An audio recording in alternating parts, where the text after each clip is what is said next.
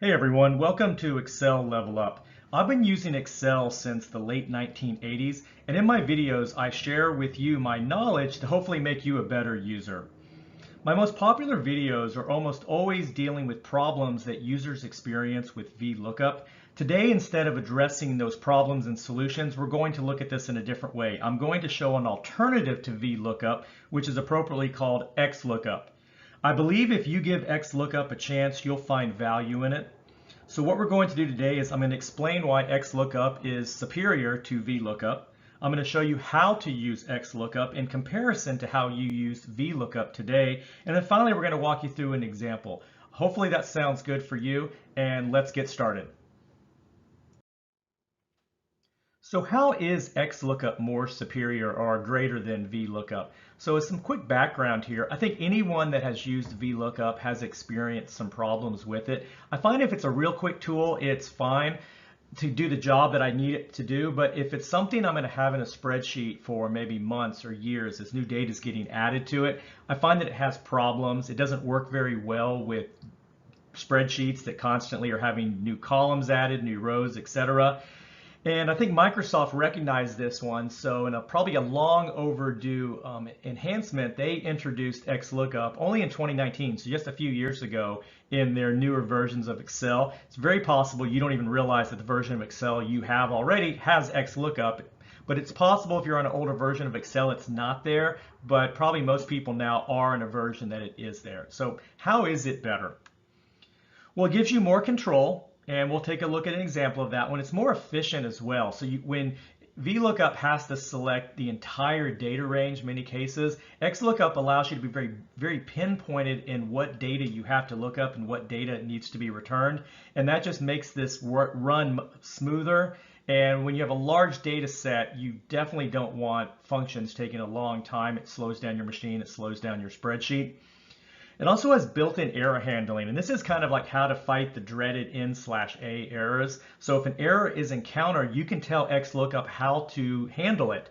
Whereas right now with VLOOKUP, you have to embed it within an if errors, so make it like a sub-function of another one. So while you can handle it in VLOOKUP, it's really kind of a pain to do that. XLOOKUP is a lot easier. And while we're not going to cover it today, XLOOKUP gives you many more advanced options. So if it's something you're interested in, give this video a thumbs up, but I'm not going to get into that one because it's not necessary to know in order to how to use XLOOKUP. So now let's compare XLOOKUP to VLOOKUP. So let's first kind of quickly go through the VLOOKUP formula, and then we'll kind of talk about how XLOOKUP is different from that.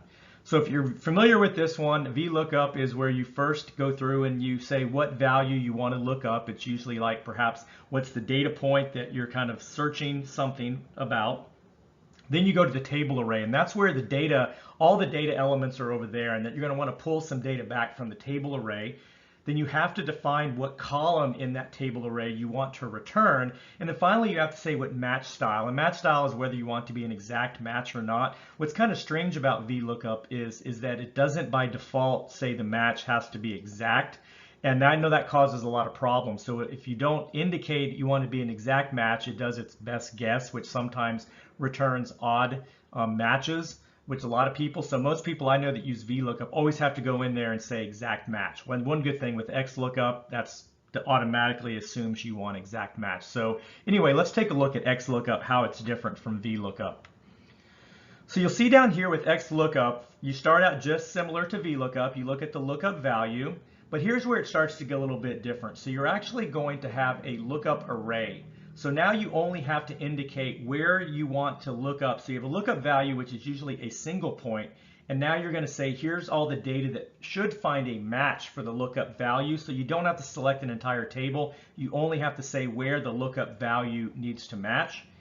Then you address what data do you want to return, and that return array is usually right next to or near the lookup array, so that's a slight difference there. And then while this is optional, I find it's a very good thing is you give logic to the message of saying, if I don't find a match, what should happen? Do I put up a message or do I run another function? So it's an optional value, but I kind of think if you're using XLOOKUP, you should always use this feature.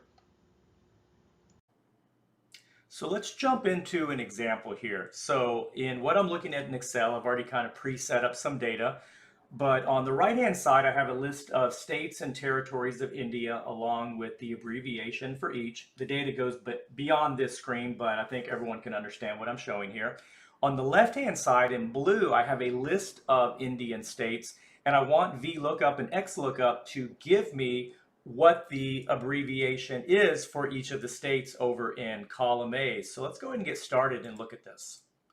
So how would I do VLOOKUP? Because I think it's good to do a comparison of both of these. So I'll start typing in VLOOKUP, and then I have to say the lookup value. So the lookup value is going to be the state here in column A3.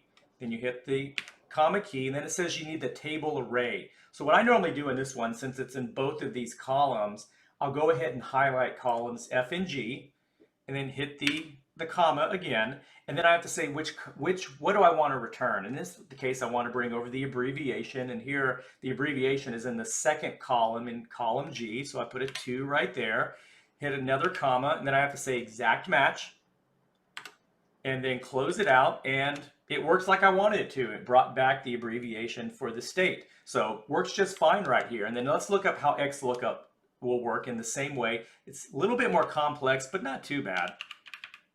So I first do XLOOKUP, same thing. I have to pick the name of the state that I want right here and do a comma. And now I only need to select where am I trying to match this. So now I only need to select column F. I don't have to do F and G. In fact, I don't want to do F and G. I'll do another comma. And now I do the return array. And this is now where I select column G. And then if I want to, I can close it out right there, and it should bring back the abbreviation if it all works according to plan, and it did. So all I would have to do then is just copy this down, and I complete my task. But where does VLOOKUP start to fail? And let's kind of do an example here. Let's say I decided I wanted to add a column over here where I have my list of states and territories and abbreviations for some other reason, and I decided to insert a column right here. So I'm going to insert a column between F and G and push abbreviation over to the right, and you'll see then the VLOOKUP over here now doesn't know what to do because it says it's hard-coded in there to pull the second column, and this right here becomes the second column. So it breaks the logic whenever you make a change to basically the source table of data. So that's one way that VLOOKUP breaks. As you can see on here, XLOOKUP is smart enough to say it locks itself into where the data is, so it doesn't worry if a column gets inserted or not. So we'll go back here and say, let's bring the abbreviation back in. Now let's look up error handling. So let's say if I had mistyped in the name of the state here, and let's say I'd left off the H at the end, you're going to see that it's going to break both VLOOKUP and XLOOKUP. So it's not going to bring back UP. It's going to bring back the dreaded #n/a error. Well, right here, that if I want to fix this here, I have to actually put like an if error message in front of VLOOKUP. But I don't want to do that though. I'll show you how XLOOKUP has a built-in error handling. So right here, if I want to put in if not found, this is where I can put some logic where I can just put the words like not found or anything that I want to, and then hit enter. So when it doesn't find that exact match, it's able to give you a message that makes it very apparent that there's a problem with the data, whether it's misspelled in the source data or misspelled in the results data. So it's a really great way for you to find where mistakes are with the data, and then it allows you to fix them. And as you can see on here now, when I correct it, spell the state correctly, it's going to fix the abbreviation for both, but it allows you to really quickly do this. As you can see, XLOOKUP is not that much different from VLOOKUP, but it gives you many more capabilities that I think you'll find useful. I hope you give XLOOKUP a chance, and please let me know if it works out for you or not. Before you click away, if you're interested in learning about another VLOOKUP alternative, I'm going to put a link to another video of mine that explains how to use the dual combination of index match to improve on VLOOKUP. I hope you have a great day.